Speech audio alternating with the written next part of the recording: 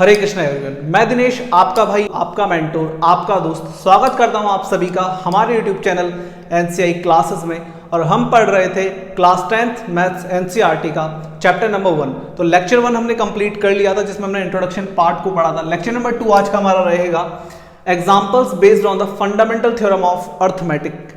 अब नाउ सबसे पहली बात, फंडामेंटल थ्योरम ऑफ अर्थमेटिक है क्या ये चीज? जब आप इस चीज को समझोगे तभी हम एग्जांपल्स को अच्छे से समझ पाएंगे। तो चलिए इसको समझते हैं। Every composite number can be expressed और factorised as a product of primes and this factorization is unique apart from the order in which the prime factors occur. अब इस इतनी बड़ी महाभारत को सिंपली समझाता हूं। अगर हम दुनिया का कोई भी कंपोजिट नंबर लेते हैं और उसको फैक्टराइज करते हैं तो हमारे पास हमेशा प्राइम नंबर्स का प्रोडक्ट निकलकर सामने आता है अगर हम ऑर्डर को एक बार को इग्नोर करते हैं तो। फॉर एग्जाम्पल मान लो मैंने आपको बोला कि आप सभी को 210 का फैक्टराइजेशन करना है। अब हर बच्चा इसको अपने हिसाब से फैक्टराइज करेगा। मान लो किसी ने 2 से स्टार्ट किया तो यहां पे आएगा 2 1 2 0 एंड 5।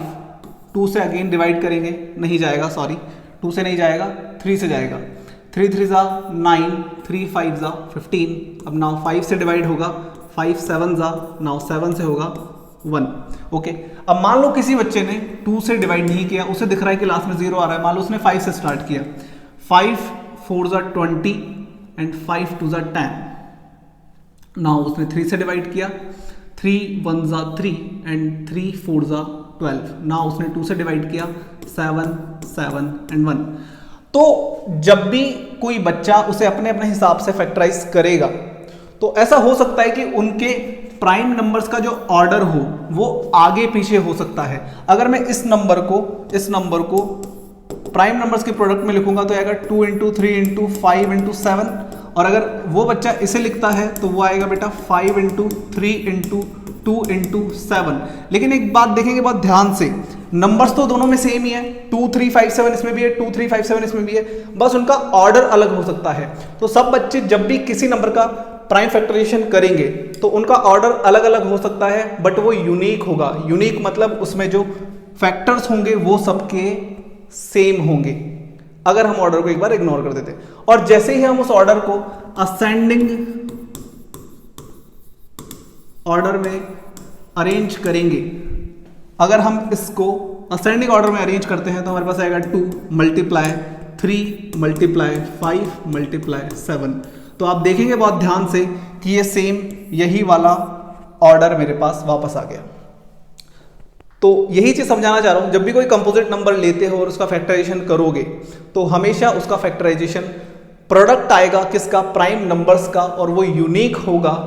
ठीक है, ऑर्डर अलग अलग हो सकता है हर बच्चे का, और अगर असेंडिंग ऑर्डर में सेट करोगे तो सबका ऑर्डर सेम आ जाएगा।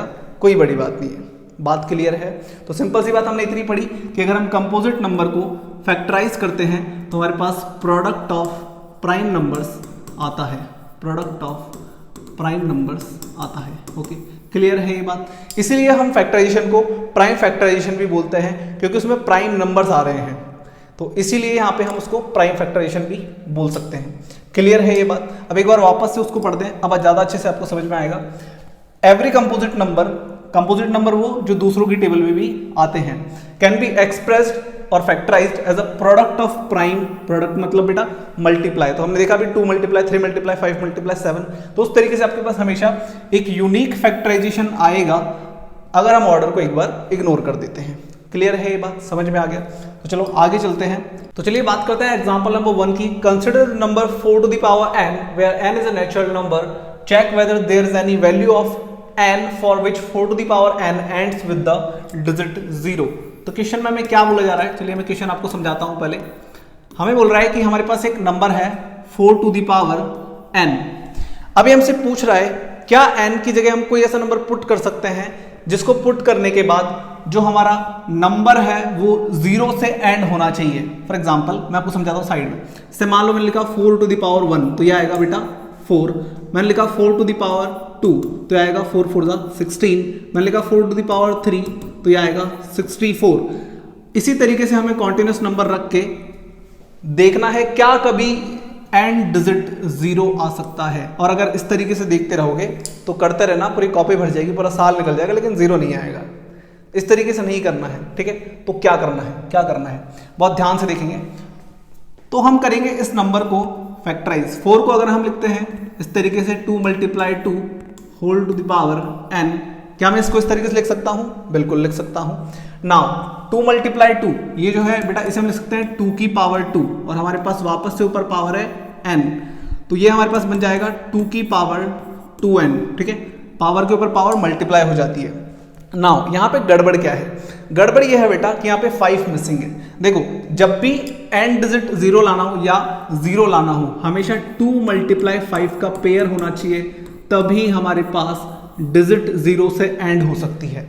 तो यहां पे हम क्या बोलेंगे? हम यहां पे बोलेंगे कि 5 is missing factor, hence no value of n possible to and 4 to the power n with 0, ठीक है। तो इसका मतलब यह है कि यहां पे ऐसा कोई भी नंबर नहीं होगा जिसको हम यहां पुट करें और 0 आ जाए। ओके, क्लियर है ये बात? क्यों? क्योंकि 5 यहां पे एज अ फैक्टर मिसिंग है। जब भी आपको एंड डिजिट 0 लाना है, आपके पास हमेशा 2 और 5 का पेयर होना चाहिए, तभी आप 0 ला सकते हो। अदरवाइज आप कुछ भी पुट कर लो, आप पुट करके देखते रहो, कभी भी 0 नहीं आएगा। समझ में आ गई बात? ओके, अब नाउ बहुत ध्यान से देखेंगे। अब जरूर थोड़ी ना है वो एग्जामिनर आपको हमेशा 4 to the power n ही देगा, वो आपको और कोई नंबर भी दे सकता है। लाइक मान लो उसने दे दिया 6 to the power n, तो भी सेम तरीके से करेंगे, कुछ भी नहीं है। अगर आपने यहाँ पे जो जो चीज पढ़ाई जा रही है, एक एक चीज अच्छे तरीके से समझी, तो आपका क्वेश्चन कैसे भी घुमा के आ जाए, आप उसे अच्छे से क्लियर कर पाओगे, आप कहीं भी नहीं अटकोगे। अब मान लो उसने बोला कि 6 to the power n के लिए बताओ, क्या n की जगह हम यहाँ पे कोई ऐसा नंबर रख सकते हैं जिसको रखने के बाद ये डिजिट 0 से एंड हो जाए? तो देखो, सेम काम करेंगे, 6 को फैक्टराइज करेंगे तो आएगा 2 × 3 और पावर में n। अगेन वही चीज, यहाँ पे 2 तो है लेकिन 5 मिसिंग है। तो इस तरीके से आपको कोई भी नंबर दे दे, अगर आपके पास 2 और 5 आ रहा है तभी वो 10 पे एंड हो सकता है, अदरवाइज नहीं होगा। अब यहाँ पे चाहे वो 8 to the power n दे, चाहे 9 to the power n दे, कोई फर्क नहीं पड़ता। सेम आपको इस तरीके से फैक्टराइज करना है, और अगर 2 और 5 आ रहा है तो लिखना है कि हाँ कोई वैल्यू है जो पॉसिबल हो सकती है, और अगर नहीं आ रहा है तो वहां पे कोई भी वैल्यू पॉसिबल नहीं होगी। एग्जाम्पल क्लियर है? जल्दी से नोट डाउन करेंगे, देन हम चलते हैं हमारे नेक्स्ट कॉन्सेप्ट के ऊपर। तो चलिए बात करते हैं एग्जाम्पल नंबर 2 के बारे में। Find the LCM and HCF of 6 and 20 by the prime factorisation method. तो हमें 6 और 20 का एचसीएफ और एलसीएम निकालना है by using prime factorisation method. तो बहुत ध्यान से देखेंगे इस सवाल को हम किस तरीके से करेंगे। अब आप एचसीएफ एलसीएम बचपन में से निकालते थे वैसे निकाल सकते हो, लेकिन हमें इस चीज का यूज करके निकालना है। ओके, क्लियर है ये चीज? ओके, तो सबसे पहले हम क्या करेंगे, 6 को फैक्टराइज करेंगे तो हमारे पास आएगा 2 की टेबल से जाएगा 3 एंड 3 से जाएगा अगेन 1।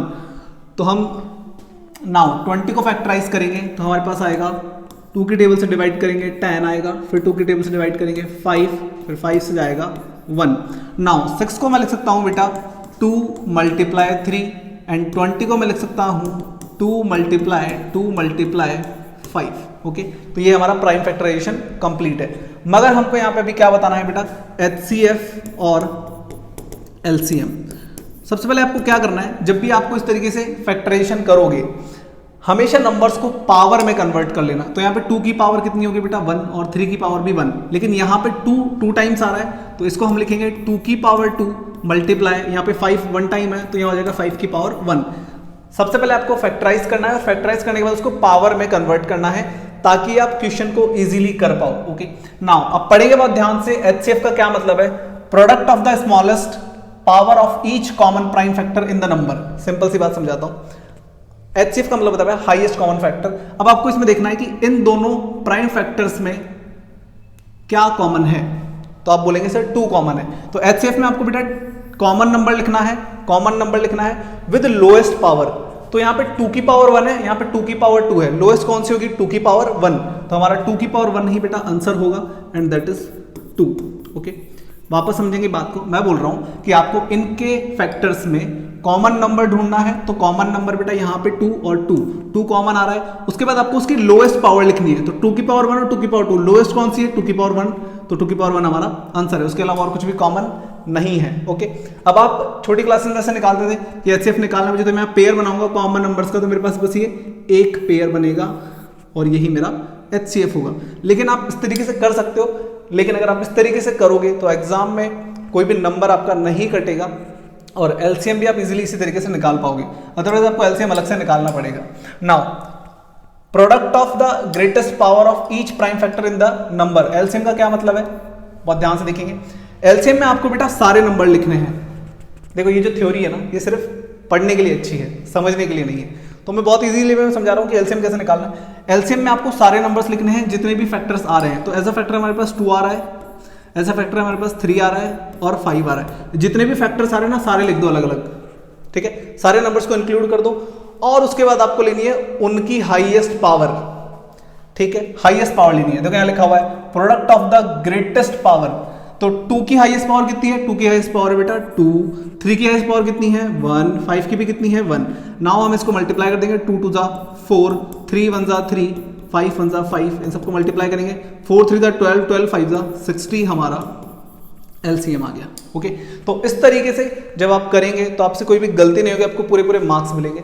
अब आप एलसीएम इस तरीके से मैं निकाल सकते थे, चाहते तो 6 और 20 का, ठीक है, 2 की टेबल से डिवाइड करेंगे 3 10, फिर 2 की टेबल से डिवाइड करेंगे 3 5, फिर 5 से करेंगे और 3 से कर देंगे एक बार, तो 3 5 जा 15, 15 2 जा 30, 30 2 जा 60। तो इस तरीके से एलसीएम आ तो जाएगा, लेकिन आपको मार्क्स बेटा ये करने के मिलेंगे, वो करने के नहीं मिलेंगे। ओके, इसलिए आपकी बुक में ये चीज़ दे रखी है, तो इसे नोट डाउन करेंगे इस चीज़ को, और मैंने क्या समझाया उस चीज़ को हम बार बार अप्लाई करेंगे, बहुत ध्यान से समझेंगे। एक और बार वापस समझा रहा हूँ, एचसीएफ का मतलब है सिर्फ कॉमन नंबर ढूंढना है, उसकी लोएस्ट पावर लेनी है, तो कॉमन नंबर 2 था, लोएस्ट पावर 1 थी, तो हमारा यही आंसर है। एलसीएम का मतलब है आपको सारे नंबर्स लिखना है, तो 2 भी लिखना है, 3 भी लिखना है, 5 भी लिखना है, एक एक बार 2 भी लिखना है, 3 भी लिखना है, 5 भी लिखना है।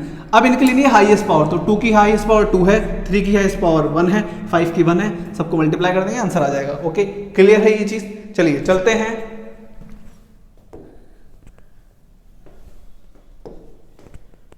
एग्जाम्पल नंबर 3 के ऊपर। तो चलिए बात करते हैं एक नए कॉन्सेप्ट, एक नए एग्जाम्पल की।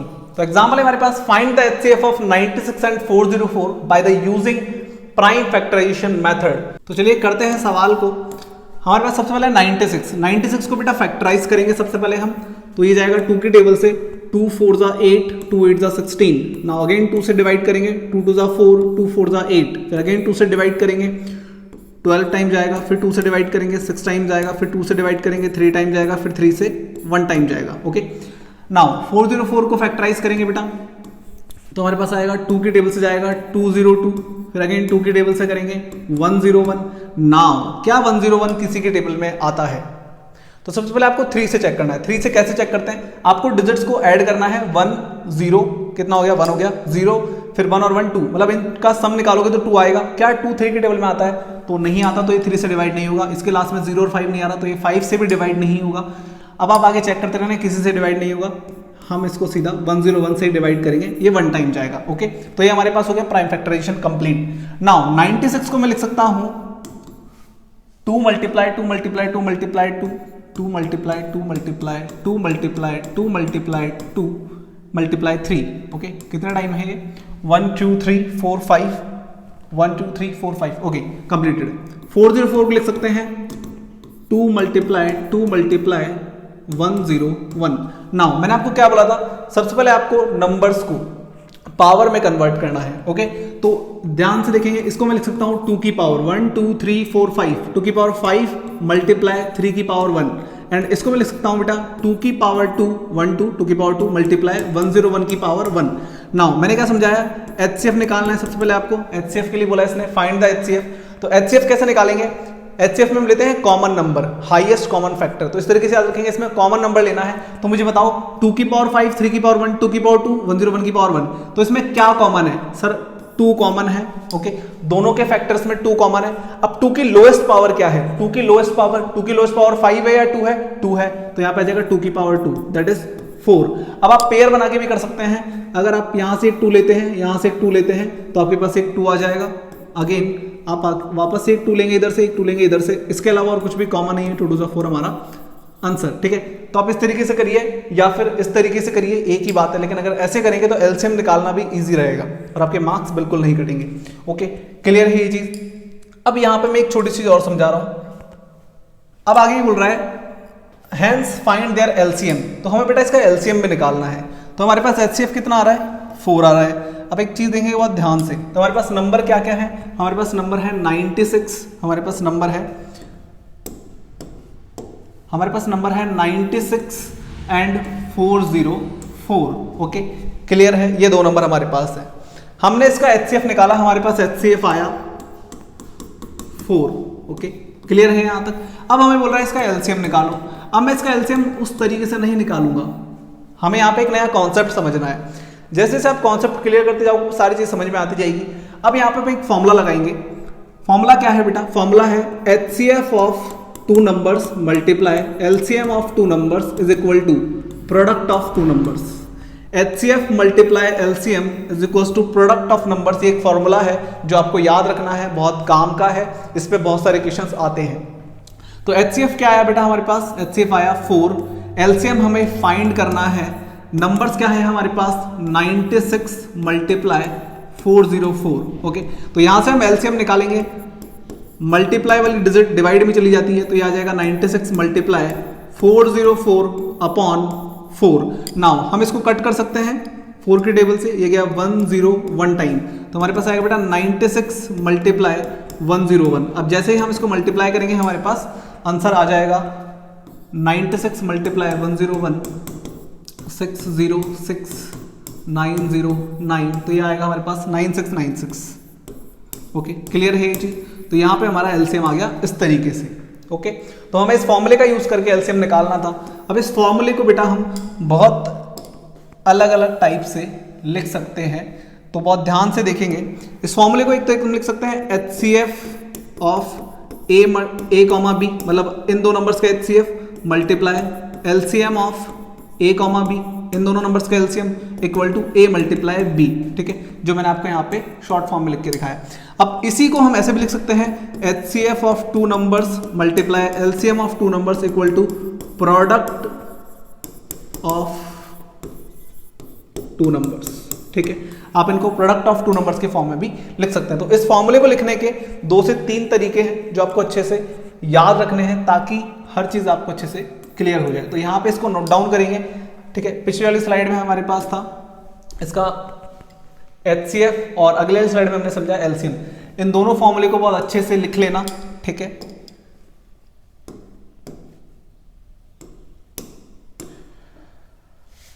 ठीक है, तो ये दोनों फॉर्मूले बहुत इंपॉर्टेंट है। एक ही बात है, दोनों एक ही मतलब है दोनों का, लेकिन रिप्रेजेंट करने का तरीका अलग अलग, ताकि आप कंफ्यूज ना हो। Okay, HCF into LCM is equal to product of 2 numbers, और एचसीएफ ऑफ ए बी, ये 2 नंबर्स हैं, इनका ही एलसीएम निकालते हो, दोनों को मल्टीप्लाई करते हो तो इनके प्रोडक्ट के बराबर आता है। अब आप इस चीज को चाहो तो यहाँ पे वेरीफाई भी कर सकते हो। हमारे पास एचसीएफ आया 4, एलसीएम आया 9696।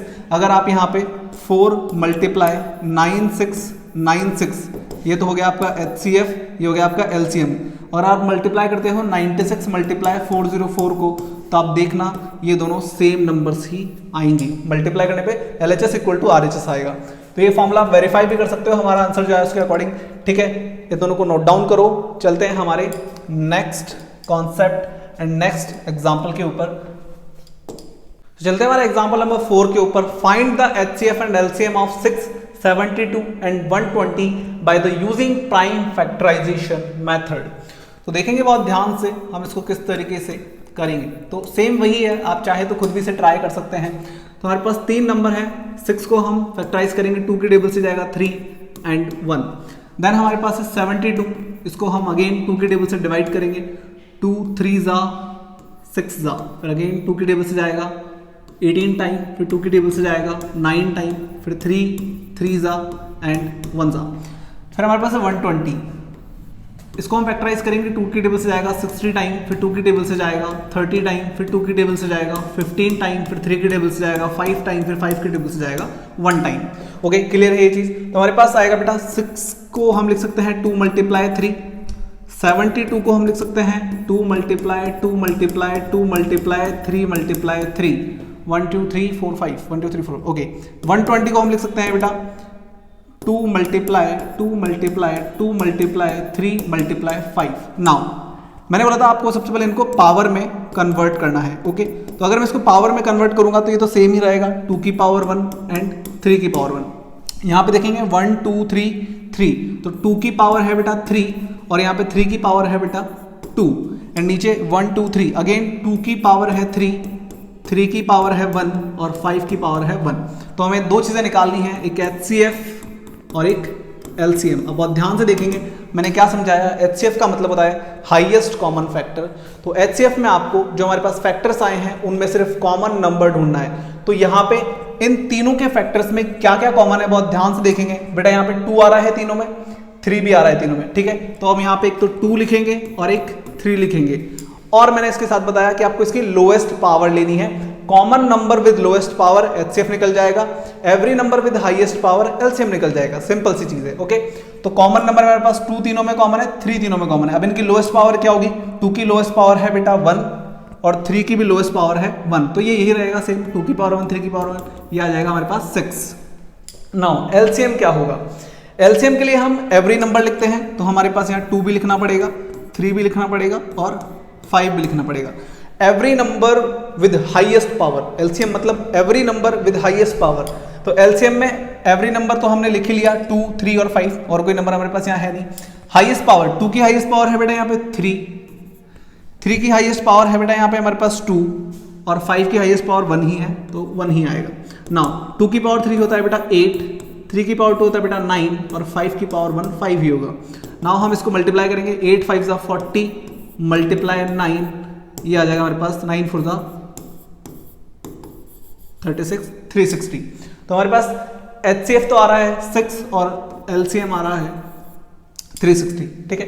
तो इस तरीके से हम हर क्वेश्चन को बहुत इजीली कर सकते हैं अगर आप एक चीज याद रखें। क्या HCF का मतलब क्या होता है, कॉमन नंबर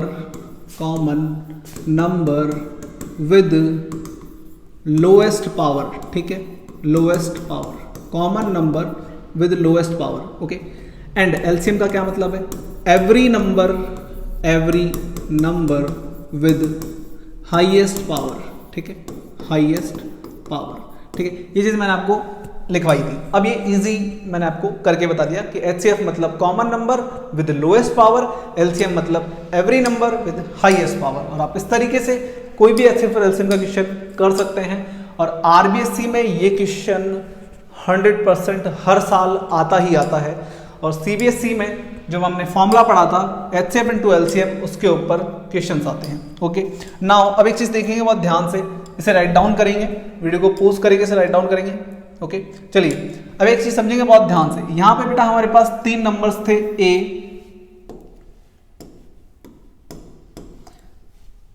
यहां पे हमारे पास 3 नंबर्स थे A, B एंड 6। एक था 6, एक था 72 और एक था 120।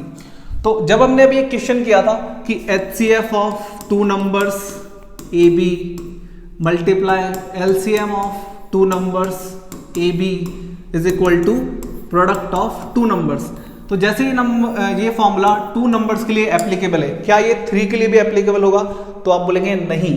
ओके ये चीज याद रखनी है कि कभी भी HCF मल्टीप्लाई LCM कभी भी 3 नंबर्स के प्रोडक्ट के लिए एप्लीकेबल नहीं होगा। ये फॉर्मूला गलत है। ओके क्लियर है ये चीज। ये फॉर्मूला सिर्फ 2 डिजिट नंबर्स के लिए आप अप्लाई कर सकते हो, 3 डिजिट्स आने पे आप इसको अप्लाई नहीं कर सकते। ठीक है, अगर आपको इसके लिए फॉर्मूला देखना है तो आपकी बुक में पीछे एक बॉक्स बना हुआ है, उसमें 3 डिजिट्स के लिए भी एक फॉर्मूला है, बट वो एग्जाम में नहीं आता है तो उसको हम नहीं पढ़ेंगे। ओके तो आप 2 डिजिट्स का याद रखो। एंड यहां पे हमारा पूरा concept plus examples of exercise 1.1 complete होते हैं। अब हम बात करेंगे एक्सरसाइज 1.1 के क्वेश्चंस के ऊपर। तो मिलते हैं आपसे नेक्स्ट लेक्चर में। अभी के लिए bye bye, have a good day.